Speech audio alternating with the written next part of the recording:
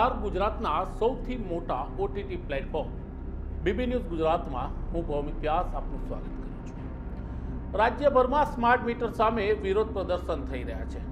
સામાન્ય જનતા તો સરકારના આ પ્રોજેક્ટની સામે હલ્લાબોલ કરી રહી છે। હવે આના વિરોધમાં વિપક્ષી પાર્ટીઓ પણ મેદાનમાં આવી છે। ગુજરાત કોંગ્રેસે પણ સ્માર્ટ મીટરના પ્રોજેક્ટનો વિરોધ કર્યો છે, તો હવે આમ આદમી પાર્ટીએ પણ સરકારની સામે મોરચો ખોલ્યો છે। આમ આદમી પાર્ટીના સંગઠને રાજ્યના અનેક તાલુકા અને જિલ્લાઓમાં સરકારી તંત્રને આવેદનપત્ર આપી આ સ્માર્ટ મીટર બંધ કરવા એટલે કે તેને રોકવા માટેની માગણી કરી છે। આ બધાની વચ્ચે ગોપાલ ઇટાલિયા આમ આદમી પાર્ટીના યુવા નેતાએ એક સંબોધન કરતા કહ્યું છે કે સ્માર્ટ મીટરનો પ્રોજેક્ટ સરકારને જો ચાલુ કરવો હોય તો સામાન્ય જનતા ઉપર પ્રયોગો બંધ કરે। ગોપાલ ઇટાલિયાએ કહ્યું કે ભારતીય જનતા પાર્ટીએ તેના પેજ પ્રમુખોની ઘરે સૌ પ્રથમ સ્માર્ટ મીટર લગાવવા જોઈએ, બીજા તબક્કામાં તેના સંગઠનના હોદ્દેદારો અને પદાધિકારીઓની ઘરે લગાવવા જોઈએ અને ત્રીજા તબક્કામાં ધારાસભ્યો, પૂર્વ ધારાસભ્યો, સંસદ સભ્યો એટલે કે તેના દિગ્ગજ નેતાઓના ઘરે સરકાર સ્માર્ટ મીટર લગાડે અને 1 વર્ષ લગી જો તે લોકોને સંતોષ થાય અને સારું થાય ત્યારબાદ જનતાના ઘરે, વેપારીઓના દુકાનોમાં આ સ્માર્ટ મીટર લગાડે। ગોપાલ ઇટાલિયાનું કહેવું છે કે સ્માર્ટ મીટરના નામે સરકાર ચીટિંગ કરવા જઈ રહી છે, એટલે કે છેતરપિંડી કરવા જઈ રહી છે। રાજ્યના નાના લોકો, રાજ્યના ગરીબ લોકો, રાજ્યના શોષિતો, વંચિતો અને ખેડૂતો સાથે સરકાર આ પ્રોજેક્ટના નામે બહુ મોટી છેતરપિંડી કરવા જઈ રહી છે। ગોપાલ ઇટાલિયાએ કહ્યું કે અમે સ્માર્ટ મીટરનો પૂરી તાકાતથી વિરોધ કરીશું, અમે રાજ્યની જનતા સાથે રસ્તા ઉપર ઉતરીશું, રાજ્યની સરકાર સામે અમે આંદોલન પણ કરીશું। ગોપાલ ઇટાલિયાનું કહેવું છે કે જે રીતના વડોદરામાં સ્માર્ટ મીટરના પ્રોજેક્ટ લગાવ્યા અને લોકોને જે વીજળીના બિલ બમણા અને 4 ગણા થઈને આવ્યા, ત્યારબાદ રાજ્યના અનેક શહેરોમાં આની સામે વિરોધ ઉઠ્યો। ગોપાલ ઇટાલિયાનું કહ્યું છે કે ચૂંટણી બાદ ભારતીય જનતા પાર્ટીનો આ પહેલેથી પ્રી પ્લાન હતો કે જેવી ચૂંટણી પૂરી થાય એટલે સ્માર્ટ મીટરનો પ્રોજેક્ટ ગુજરાતમાં લોન્ચ કરી દેવો। પોણા 2 કરોડ ગુજરાતીઓના ઘરમાં સ્માર્ટ મીટર નાખી સરકાર કરોડો રૂપિયા લૂંટવાનો પ્લાન કરી રહી છે। આ આરોપ લગાવ્યો છે ગોપાલ ઇટાલિયાએ। ગોપાલ ઇટાલિયા કહે છે કે તમારે પ્રયોગ કરવો હોય તો સામાન્ય જનતા સાથે કેમ કરો છો? તમે ભારતીય જનતા પાર્ટીના જે પેજ પ્રમુખો બનાવ્યા છે લાખો, તેના ઘરે જ પહેલા સ્માર્ટ મીટર આપ ફિટ કરી દો। સંગઠનના હોદ્દેદારો છે, જિલ્લાના હોદ્દેદારો છે, તાલુકાના હોદ્દેદારો છે, તેના ઘરે સૌ પ્રથમ સ્માર્ટ મીટર નાખો। ત્યારબાદ તમે પૂર્વ ધારાસભ્યો, તમારી પાર્ટીના ધારાસભ્યો, મેમ્બર ઓફ પાર્લામેન્ટના ઘરે સ્માર્ટ મીટર નાખો।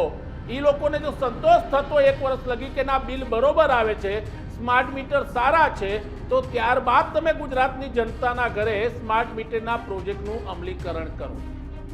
આ કહી અને ગોપાલ ઇટાલિયાએ સરકારને ભીસમાં લેવાનો પ્રયત્ન કર્યો। ઈસુદાન ગઢવીએ પ્રથમ જ મોરચો ખોલી દીધો છે। આપ પાર્ટીના કાર્યકરો તો દરેક શહેર અને તાલુકામાં સરકારની સામે હલ્લાબોલ કરી જ રહ્યા છે, તે હંગામો કરી જ રહ્યા છે।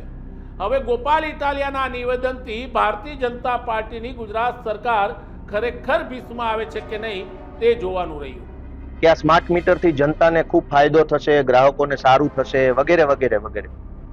જો ભાજપ વાળા એવું માનતા હોય કે સ્માર્ટ મીટરથી ફાયદો છે તો બધા જ પેજ પ્રમુખોના ઘરે પહેલા તબક્કામાં સ્માર્ટ મીટર લગાવી દેવા જોઈએ, બીજા તબક્કામાં ભાજપના તાલુકા પ્રમુખો, જિલ્લા પ્રમુખો અને વોર્ડ પ્રમુખોના ઘરે સ્માર્ટ મીટર લગાવો, ત્રીજા તબક્કામાં ભાજપના ધારાસભ્યો, ભાજપના સાંસદ સભ્યો, ભાજપના પૂર્વ ધારાસભ્યો અને ભાજપના તાલુકા પંચાયત, જિલ્લા પંચાયત, નગરપાલિકાના સભ્યોના ઘરે સ્માર્ટ મીટર લગાવો અને ભાજપના પેજ પ્રમુખથી લઈ ભાજપના સંગઠનના માણસોના ઘરે 1 વર્ષ સુધી સ્માર્ટ મીટર રાખવાનું, એ લોકોને મજા આવે તો પછી જનતાના ઘરે લગાવો।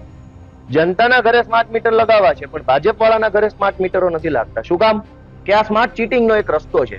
એટલે આમ આદમી પાર્ટી જનતાના પક્ષ તરીકે, જનતાએ જે એમની ઉપર વિશ્વાસ મૂક્યો છે એ જનતાના પ્રતિનિધિ તરીકે અમે આજે રજૂઆત કરી રહ્યા છીએ। વીજ મંત્રીનું નિવેદન છે કે રાત દિવસનું બિલ અલગ અલગ આવશે। આ જે સ્માર્ટ મીટરની જે યોજના છે એની પાછળ સરકારના 4 છુપા એજન્ડાઓ છે। કેમ કે આપણે ભૂતકાળમાં અનેક વખત ભાજપના રાજમાં જોયું છે કે જે બોલે છે એ કરતા નથી। જનતા સાથે ચીટિંગ કરવા માટે જનતાનો વિરોધ થાય તો ખોટા ખોટા આશ્વાસનો આપે। જેમ કે હમણાં ભાજપના લોકોએ એવા આશ્વાસન આપ્યા કે ભાઈ જેને સ્માર્ટ મીટરથી તકલીફ હોય એની બાજુમાં જૂનું મીટર પણ લાગશે, તો પછી નવું શું કામ મૂકવું છે?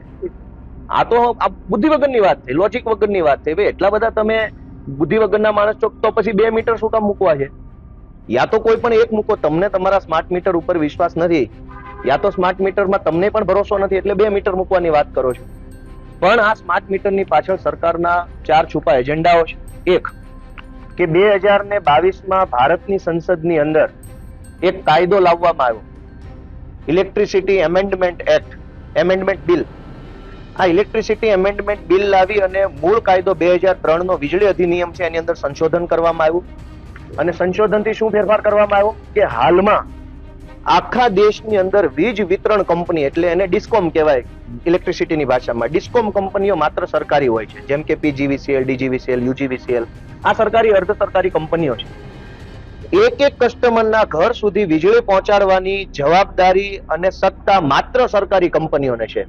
ભાજપ હવે એવું ઈચ્છે છે કે આ વીજ ડિસ્ટ્રીબ્યુશનની એટલે કે ડિસ્કોમ કંપનીઓ છે એની અંદર પ્રાઇવેટ કંપનીઓને પણ એન્ટ્રી આપી, એટલે અદાણી કંપની, અંબાણી કંપની કે જે કાંઈ ભાજપના નેતાઓની કંપનીઓ હોય એને પણ વીજળી ડિસ્ટ્રીબ્યુશન કરવાનો સત્તા આપી છે. એટલે એને કેન્દ્રમાં કાયદો બદલ્યો અને કાયદો બદલીને પ્રાઇવેટ કંપની પણ હવે ડિસ્કોમ કંપની તરીકે કામ કરી શકશે એવો સુધારો કર્યો. એટલે કે હવે પછી ભવિષ્યમાં પીજીવીસીએલ, યુજીવીસીએલ, ડીજીવીસીએલ ની જગ્યાએ પ્રાઇવેટ કંપનીઓ આવશે. પ્રાઇવેટ કંપની પોતાના કનેક્શન આપશે, બિલ એ ઉઘરાવશે, મીટર પણ એના લાગશે.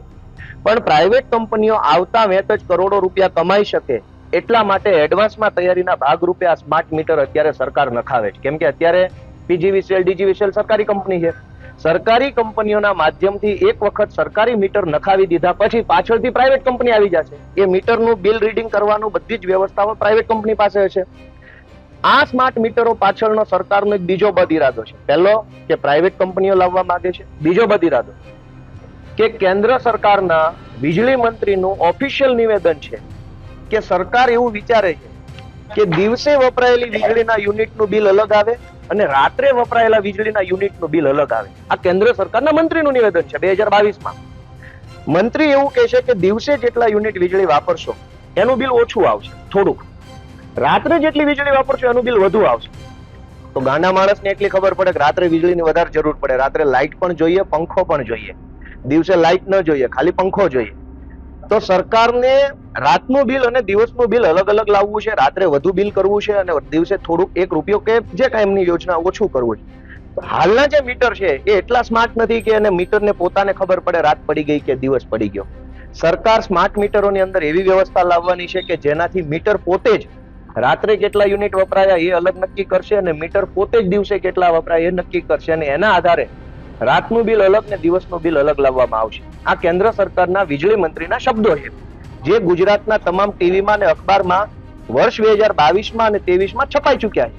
એટલે બીજો બદ ઇરાદો એ છે કે ગમે તેમ કરીને વીજળીના સ્માર્ટ મીટરો નાખી દેવા, આ સ્માર્ટ મીટરોને પછી પ્રાઇવેટ કંપનીને સોંપી દેવા. પ્રાઇવેટ કંપની દિવસનો અલગ ચાર્જ, રાતનો અલગ ચાર્જ લેશે. આ બીજો બદ ઇરાદો. ત્રીજો બદ ઇરાદો પ્રીપેડ, કે સરકાર એમ કહે છે કે પહેલા પૈસા ભરી દો પછી લાઇટ લો. પહેલા પૈસા તો કશે દેવાના નથી હોતા. આપણે ગાડીનું પંચર કરાવવા જઈએ તો પંચર થઈ જાય પછી પૈસા દેવાના હોય છે. રેસ્ટોરન્ટમાં જમવા જઈએ તો જમી લીધા પછી પૈસા દેવાના હોય છે. પેટ્રોલ પંપ ઉપર પેટ્રોલ ભરાવીએ તો પણ પહેલા પેટ્રોલ પછી પૈસા દેવાના હોય. પહેલા પૈસા તો સરકાર પોતે નથી આપતી. 1 મહિનો સરકારી નોકરી કરો ત્યારે પહેલી તારીખે પગાર આપે છે. સરકારે કોઈ એડવાન્સમાં પ્રીપેડ પેમેન્ટ સેલરી આપતી નથી. તો સિસ્ટમ જ એવી બનેલી છે કે પહેલા કામ, પહેલા સુવિધા, પહેલા વ્યવસ્થા, પછી પૈસા. હવે જે માણસ નોકરી પ્રાઇવેટ કરે છે એનો પગાર તો 5 તારીખે આવશે, પણ લાઇટનું બિલ એને 15 કે 20 તારીખે પ્રીપેડમાં ભરવું પડશે. તો કેવી રીતે શક્ય બનશે? તો આ ત્રીજો બદ ઇરાદો છે કે પ્રીપેડના નામે કરોડો રૂપિયા ઉઘરાવી લઈ એ કરોડો રૂપિયામાંથી મોટા ભાગના પૈસા ભાજપના ચૂંટણી ફંડમાં નાખી અને મજા કરવાનો ઈરાદો ભાજપનો હોય એવું લાગે છે. અને ચોથી વાત કે ગુજરાતમાં ભાજપને સતત મત જનતાએ આપ્યા પછી ભાજપે જનતાની શું હાલત કરી કે બધું જ પ્રાઇવેટ કરી નાખ્યું. બધું જ પ્રાઇવેટ. શિક્ષણ મંત્રી સરકારી પણ શિક્ષણ પ્રાઇવેટ લેવાનું, આરોગ્ય મંત્રી સરકારી પણ દવાખાના પ્રાઇવેટ, વાહન વ્યવહાર મંત્રી પોતે સરકારી, બસો પ્રાઇવેટ, વીજળી મંત્રી સરકારી, વીજળી લેવાની પ્રાઇવેટ કંપની પાસે. તો ગુજરાતમાં સરકારીના નામે ખાલી મંત્રી જ વધ્યા છે, સરકારી મંત્રી સિવાય બધું પ્રાઇવેટ થઈ ગયું છે. તો આ માટે આપણે મત આપીએ છીએ, આ માટે ટેક્સ આપીએ છીએ કે મંત્રી એક જ સરકારી બાકી બધું પ્રાઇવેટ. તો જનતા સાથે સ્માર્ટ ચીટરો, ભાજપના સ્માર્ટ ચીટરોએ ચીટિંગ ચાલુ કર્યું છે આ સ્માર્ટ ચીટરો ભાજપના છે એની સામે અમારો વિરોધ છે, અને ભાજપના સ્માર્ટ ચીટરો જે સ્માર્ટ મીટરો લાવ્યા છે એની સામે આમ આદમી પાર્ટીનો વાંધો છે. અને ગુજરાતમાં ઘરે ઘરે જઈ એક એક વ્યક્તિ સુધી જઈ અમે આ સ્માર્ટ ચીટરોના જે ચીટિંગ કરવાના 4 રસ્તાઓ છે એ લોકોને અમે જણાવીશું. નવા સમાચાર, નવી અપડેટ સાથે અમે ફરી મળીશું. ત્યાં સુધી મને રજા આપશો. નમસ્કાર.